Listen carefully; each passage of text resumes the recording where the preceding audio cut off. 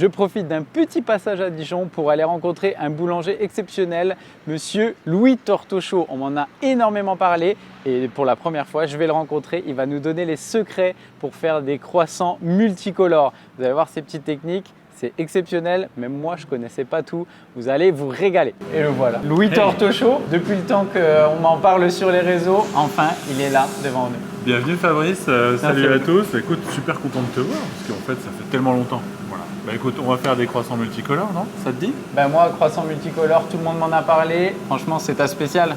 Ah ouais, c'est la signature, viennoiserie. Eh oui. Ah oui, on a fait la meilleure boulangerie de France avec ça, on a été repéré pour ça. Donc là maintenant, on va le partager. Bon ben c'est parti, on lance la recette. On lance la recette. La recette de croissant facile, en fait, recette assez basique mais efficace. 20 g de sel, 140 de sucre, 40 de levure.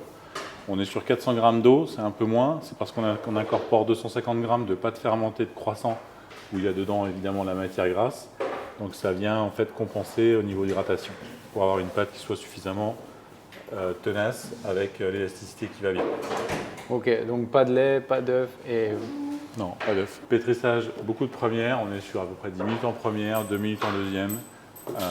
Surtout jusqu'à obtenir une pâte lisse et homogène. Voilà, c'est ça qui est important. Ok. Tout simplement.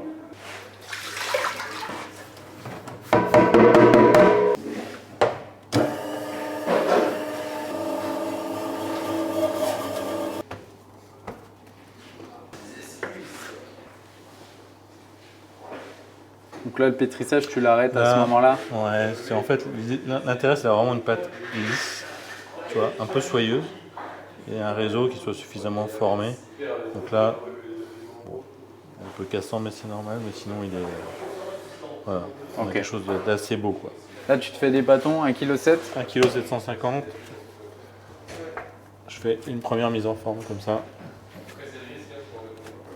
Un petit peu en mode rectangulaire. On enfonce ta pâte comme ça. Voilà, quelque chose de bien lisse. Ah ouais.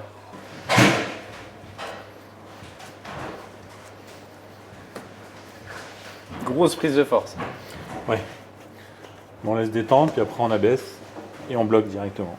Combien de temps on laisse détendre un petit quart d'heure, juste histoire d'amorcer un petit peu la fermentation. Ouais. Et puis après on étale et on bloque. Donc quand on est à ce stade-là, on en profite pendant le temps de repos pour faire le même pétrissage, mais cette fois-ci pour faire les couleurs, pour faire les couleurs qui nous manquent, de façon à avoir l'assortiment, notre cadencier, comme je disais, pour pouvoir assembler et avoir les couleurs définies. Donc là, on a la pâte à croissant qui est destinée à faire des couleurs avec ça. Cette pâte à croissant, elle a juste pour particularité qu'elle est dosée en fait qu'avec 5 g de levure au kilo. Parce que le problème pour la pigmentation, c'est l'intensité de fermentation. Il faut surtout aller chercher de la dégradation en fait au niveau de la pâte, qu'elle arrive juste à se détendre, à travailler un petit peu, à pousser avec la pâte le croissant il est en chambre et qu'il lève. Mais sinon de base, je ne recommande pas d'utiliser, je ne fais pas ça, donc je ne recommande pas d'utiliser de la pâte à croissant avec un dosage de levure classique. Parce que du coup, c'est là où en fait les couleurs peuvent devenir assez instables et qu'on a des changements de couleur à la cuisson. On va simplement donc pétrir une pâte à croissant avec simplement 5 g de levure. Le reste de la recette ne change pas. Et puis après, il n'y a plus qu'à incorporer la poudre de colorant. Donc, nous, ce qu'on utilise, c'est la gamme intense de Stéphane Klein qui est disponible chez Déco-Relief. Et c'est celle qui est la plus intense en termes de coloration et la plus stable après derrière en cuisson. En même temps, comme elle est plutôt intense, c'est ce qui permet précisément de ne pas avoir à doser énormément et de mettre beaucoup de colorant. En fait, avec très peu de colorant, on a très vite une belle couleur qui tient, qui est stable et qui fonctionne. Donc là, tu as combien de pâtes? Tu vas mettre combien de colorant? Alors là, on a 1,5 kg de pâtes. 1,5 kg de pâtes. Et là, on va mettre 5 g de colorant. Ok, donc 5 g de colorant pour 1,5 kg de pâtes. Ouais. Et donc là, c'est de l'hydrosoluble. Ah oui, alors c'est du colorant hydrosoluble, qui est pour la bonne raison que c'est comme ça qu'il va se diffuser le mieux dans la pâte. La pâte, c'est un milieu humide, et donc en fait, le colorant va bien se diffuser à l'intérieur. Ok. Il faut toujours commencer par les colorants les plus clairs parce qu'en fait on fait tout un cadencier de couleurs nous ici à l'atelier et pour pouvoir avoir le choix dans les assemblages. Et donc le mieux pour ça, pour pas avoir à renettoyer sans arrêt son pétrin, c'est de commencer par les couleurs les plus claires, le jaune naturellement, et après d'aller vers le vert, etc., le bleu, le rouge. Et voilà. Tout ça Si jamais il y a une incorporation légère de pétrissage d'avant, etc., moi, on gagne du temps, c'est plus confortable de faire ça. Donc très important, balance de précision. 4,96 g. En fait, là, l'idée, ça va être juste d'humidifier pour favoriser l'incorporation. On va refermer. Parce que il y a quand même l'inconvénient en manipulant les colorants, c'est que c'est très volatile, on en met partout. Donc il faut travailler proprement, quoi. Première vitesse. Hein. La poudre, elle est orange, mais c'est du vert. Parce qu'elle est concentrée. Énorme. Ça fausse complètement l'appréciation. Okay. Pour favoriser l'incorporation, toujours favoriser plutôt un petit coup de spray. Comme ça vient se diffuser de façon homogène dans la pâte plutôt que d'y aller avec un pichet traditionnellement comme les boulangers y font. Donc un petit coup de deuxième pour bien lisser. Voilà, et là on a la pâte. Alors, je vais la chercher.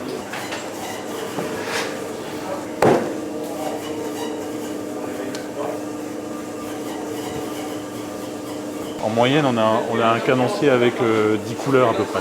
Okay. Une dizaine de couleurs. Ce qui nous permet d'avoir plein d'assemblages possibles et de répondre à différentes demandes, surtout quand on fait de la personnalisation. Pour le nettoyage, petit tips de nettoyage, les colorants comme ça se nettoie hyper bien à la javel. Pour se nettoyer les mains, ça marche très bien.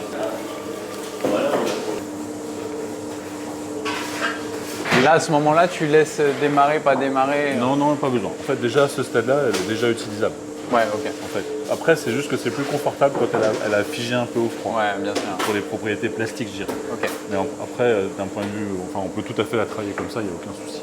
Donc en fait, là, on va faire le travail d'assemblage. Il suffit en fait d'étaler de façon rectangulaire les pâtons, de façon à les empiler, pour pouvoir après les réassembler ensemble pour avoir l'assemblage des couleurs. Je vais en faire deux à la fois.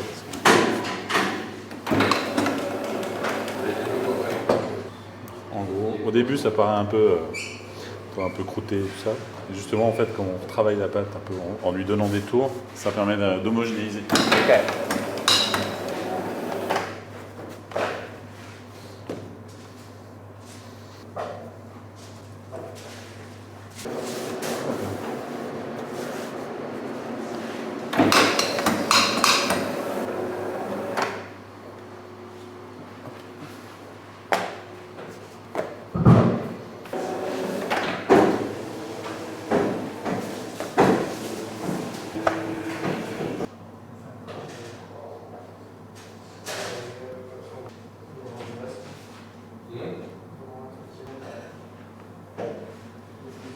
Donc là, surtout pas de farine? Non. C'est pour ça qu'on met sur un petit coup de spray, ça permet d'enlever les petites bulles d'air. Et là,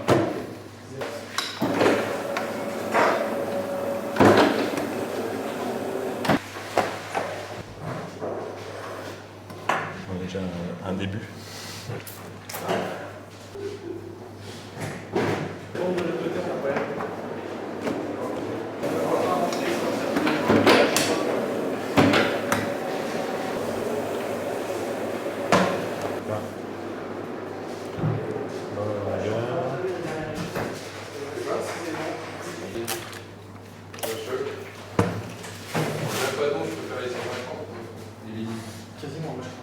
Donc là, on a la masse, on va dire, qui est prête. Donc après, là, en gros, on a à peu près 1,5 kg de pâte, 500 g d'éléphant pour un pâton. Alors nous, ils sont à peu près 4 kg plus 1 kg de beurre. Ok, ouais. Après, ils sont 3,7 kg. Ouais, tout à fait. Ouais.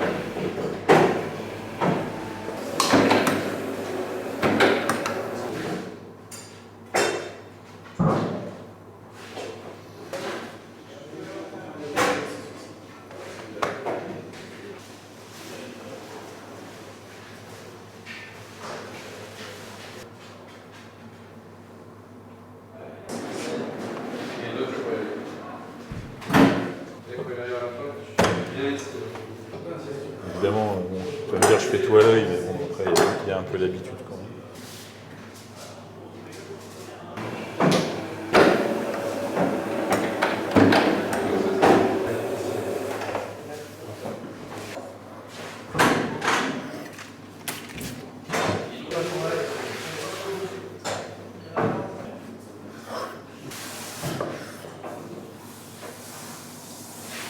Je vais les passer un petit coup au bloc, fait au gel, histoire légèrement qu'il se fige un petit peu.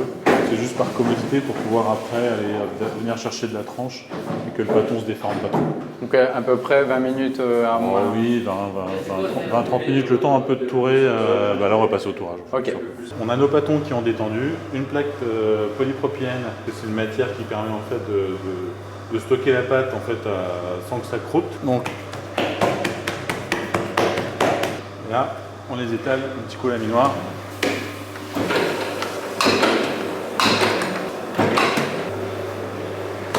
Et donc là, pas de graisse, rien. Pas besoin sur cette matière-là, c'est ça qui est pratique. C'est vraiment une matière qui est top. On peut passer au gel, qui nous permet en fait d'avoir des pâtons qui soient bien rectangulaires, qui ne crottent pas. Tu trouves ça où? Au magasin de bricolage? Comme tous les boulangers? Honnêtement, sur Amazon. Okay. C'est du polypropylène, on peut trouver ça dimension à façon.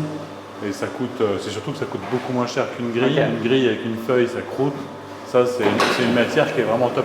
Trop bien. Là, ici, maintenant qu'on l'a étalée, on va la mettre à bloquer directement au congélateur. Congèle. Congèle, voilà. Et c'est parti. Hop. Donc là, on attaque le tourage des pâtons pendant que la couleur, elle est en train de poser. Tes pâtons font combien là? Là, c'est pour la vidéo, je fais des moitiés de pâtons de ce que je fais en entreprise. Donc là, ils sont à 1,7 kg. 1,750 kg et ouais. Tu vas mettre combien de beurre? 500 grammes. Tu vas baisser à combien? Je m'adapte en fait, comme j'ai plus l'habitude des petits pâtons, je vais m'adapter en fait surtout au format du beurre. Ok, ouais. Donc là, on est sur un beurre un peu carré, deux surfaces de la même longueur, parce que moi, je coupe en deux et je mets comme ça. C'est juste qu'il y a un côté qui est un petit peu, je le mets à l'intérieur.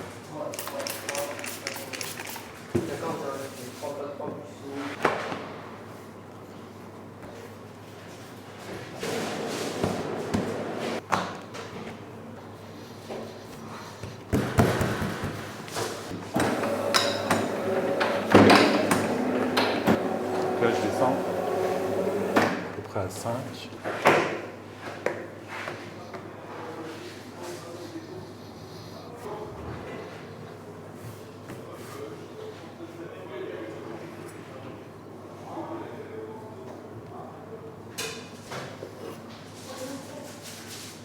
Je ne sais pas si c'est la meilleure façon, mais c'est la mienne en tout cas. Je fais un petit Tetris. Ouais. Comme ça, je récupère en fait et j'ai pas de couche de pâte qui se superpose. Voilà.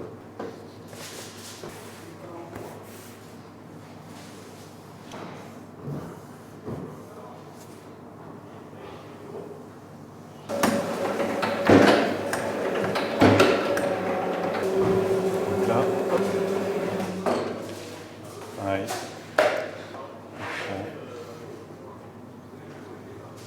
C'est à peu près 5 mm du coup aussi à peu près? Pareil, à chaque fois, oui.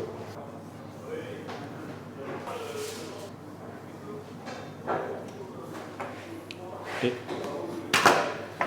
hop. Et ça retourne au frais. Donc là tu mets en froid positif ou négatif? Froid positif parce que ça n'a pas besoin, c'est vrai qu'on est dans un local climatisé, donc ouais. C'est pas nécessaire d'aller chercher du négatif.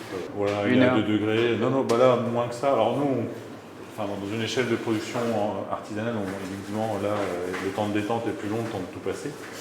Mais là, on va pouvoir poser les couleurs en 10 minutes. Ok. Donc là, en fait, en gros, on va aller venir chercher des tranches. Donc couteau normal. Oui. Par contre, voilà, un truc avec un vrai sujet en viennoiserie, je pense, seuls les vrais savent, mais en fait, nous, les couteaux sont aiguisés tous les jours. Avec une aiguiseuse électrique, mais c'est hyper important d'avoir une lame qui soit impeccable. Là, je ne vais pas pouvoir me servir de tout parce que c'est un demi-pâton, mais c'est pas grave, c'est censé se montrer. Je vais laisser des bandes au congèle.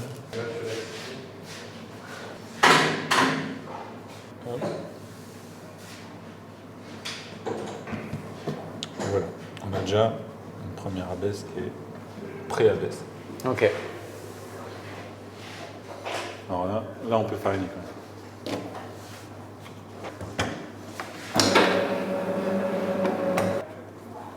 Donc c'est quand même bien fariné. Ouais, parce que sinon ça va vite fait de coller en fait, au rouleau du laminoir. Après, c'est pas grave, on retourne, tu vois. Ça, c'est quelque chose qu'on peut pas faire au laminoir automatique, tu vois, par exemple. C'est pour ça que tu en as 2 de laminoir. Celui-là est dédié qu'aux couleurs, par exemple. Ok. On ne fait que ça là-dessus. Donc là, c'est la même chose.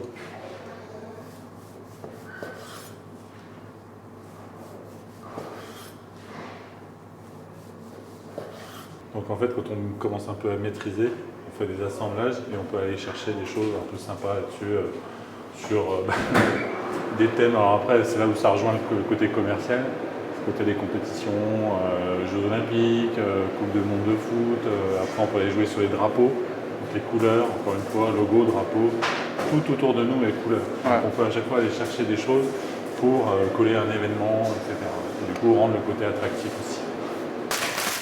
On reprend les bâtons de tout à l'heure. Alors dans un monde parfait, la baisse, elle est pile poil le truc. Ok, tu veux pas qu'elle dépasse sur les côtés. C'est pas trop bon. Non, bah, de base non, mais là c'est à cause du fait que j'ai pas trop moins l'habitude de faire des petits bâtons de démonstration. D'accord. Donc là je viens rectifier on va dire les imperfections.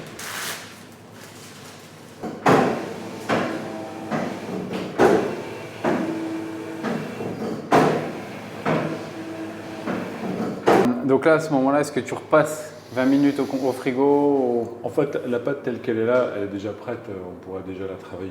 Je pense qu'on va laisser encore un tout petit peu poser pour être sûr, comme j'ai mis un double à simple, pour être sûr que ça ne parte pas un peu, que ça reste à peu près carré.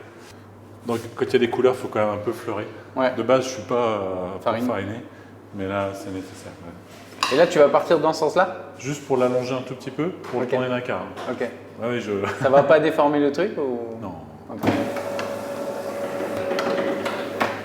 C'est juste un peu. Ok.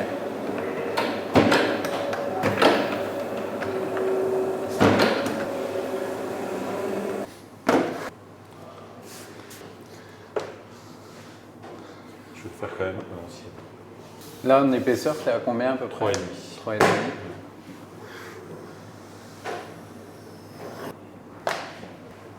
Après, ça, c'est pour vraiment aligner le bâton. Ouais.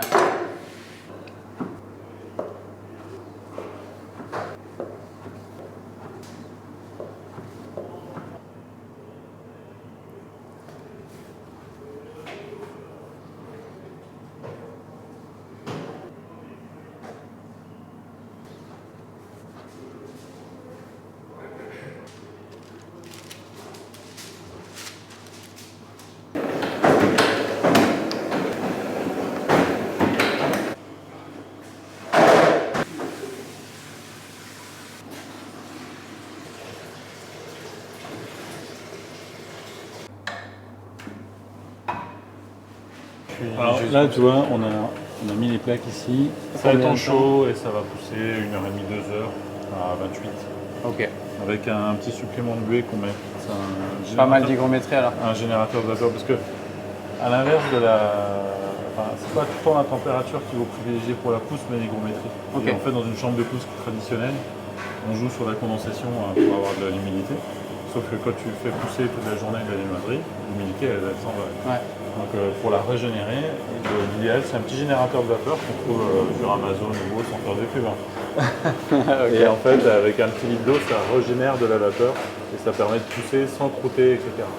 Et ça pour les croissants normaux et couleur ou principalement pour ceux avec la couleur? Tout ce qui est viennoiserie en général. Okay. On s'en sert pour tout comme ça. Okay. On a plusieurs cycles de levée. Okay. Donc là tu vois ça fait 2 heures de pousse. Ils sont un petit peu jeunes mais ils sont juste ce qu'il faut. Ça va partir au four et ça va développer. Toi, tu conseilles un tout petit peu plus jeune, on dit. Ouais. Pas trop poussé. Oui, parce que plus le produit va être levé, plus la peau ici va être tendue et fine, et plus elle risque de caraméliser la cuisson et de se dénaturer. Donc là, question technique, pas de dorure? Pas de dorure, on enfourne tel quel. Et à la sortie du four, j'ai mon petit sirop spécial qui va bien, qui permet de faire briller sans que ça colle et de mettre en valeur les couleurs. Et four à sol du coup? Four à sol, oui. Pour le four à sol, tu mets combien de degrés, combien de temps? Alors, 210 en sol, 205 en route, pendant à peu près 16 à 17 minutes. Ok. Alors là, il n'y a que 2 plaques, peut-être 15. Évidemment, il faut adapter en fonction. Ça marche.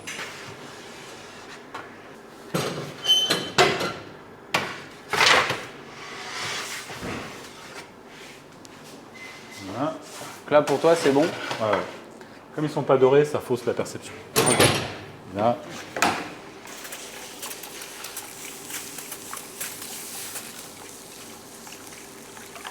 Et là, du coup, ton sirop, Ça va permettre en fait le sirop de venir faire briller, ça va relever les couleurs, sans pour autant, une fois que ça aura refroidi, ça va rester brillant, mais ça ne va pas coller sur les doigts. ok. Avec ce sirop, tu le repasses au four quand même 1 minute ou Non, pas? il n'y a pas besoin. Bah écoute, pour une petite prod locale,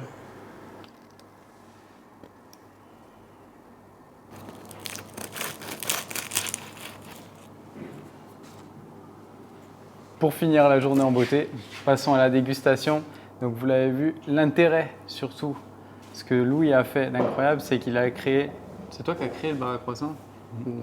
oui, j'ai créé le concept. Savante invention, où là vous allez pouvoir associer la couleur de votre croissant, mais avec Le fourrage de votre choix. le fourrage de votre choix. Et donc l'intérêt, ben voilà, c'est d'avoir un fourrage qui est incroyable.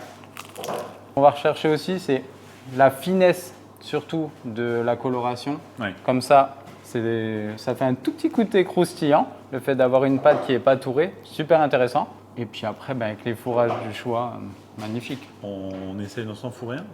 Ah ben, si tu veux, si tu veux, fourron. En fait, Fabrice, juste pour te montrer, voilà le principe du bar à croissant. Réservoir, trémie, piston avec la seringue au bout. On vient piquer, on descend, le piston pousse la garniture vers l'intérieur et c'est fourré. Ça a pris 2 minutes, tout simplement.